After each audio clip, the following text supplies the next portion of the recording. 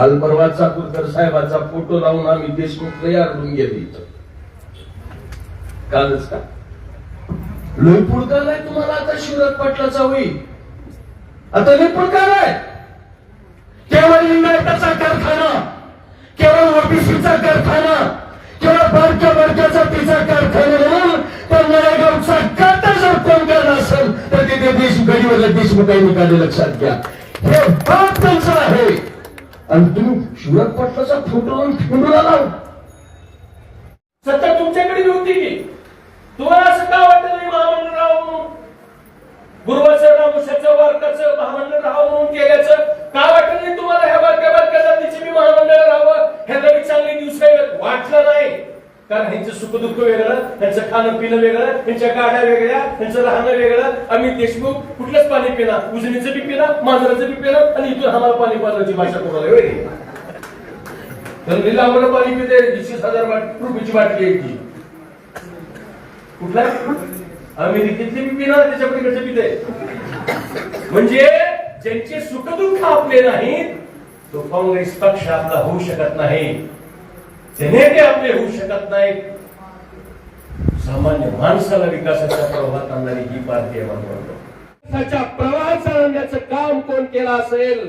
तर ते स्वर्गीय गोपीनाथ मुंडे साहेबांच्या राजकारणानं केलंय ते भारतीय जनता पार्टीच्या विचारानं केलंय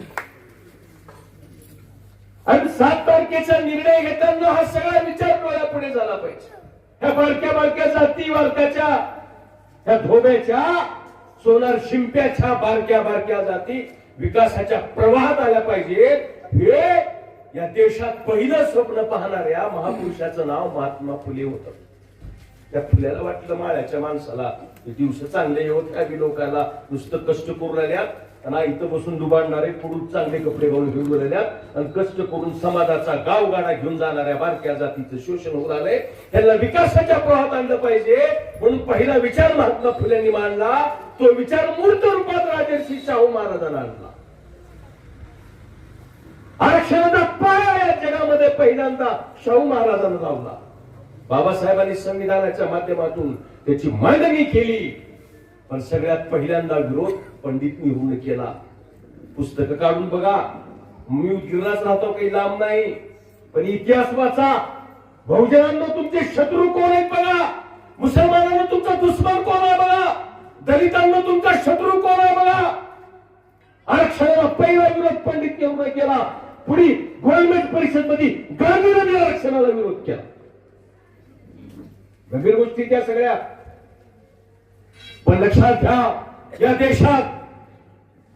भारतीय संविधानाचा पूर्ण सन्मान करून आरक्षणाच्या माध्यमातून विकासाची गंगा दलित मायनॉरिटी ओबीसी एससी एसटी पर्यंत आणण्याचं प्रमुख काम जर कुठल्या राजकीय पार्टीने केलं असेल तर त्याला भारतीय जनता पार्टी आहे कारण सगळ्यात जास्त दलिताचे खासदार आमच्या पार्टीचे आणि सरकार भाजपचं आहे देणारी भाजप आहे घेणारा बी आपला असला तर भरभरून मिळते बरोबर आहे ना आता काँग्रेसवाल्याचं काम कसं झालंय बेग आणि ते शादिनी अब्दुल्ला दिवाना म्हणले इथून तिथे गेल तर मी त्यांचं तोंड पांढरं होणार आहे काहीच घटणार नाही देणारे बी आमचेच आहेत आमची ओळख आहे त्याचं नाव शिवेंद्रराजे भोसले पालकमंत्री लातूर जिल्ह्याचे आहेत आणि ते देणारे आहेत आम्ही घेणारे आहोत आमदार ताकदवान आहे मजबूत आहे बनसोडे साहेब आमचा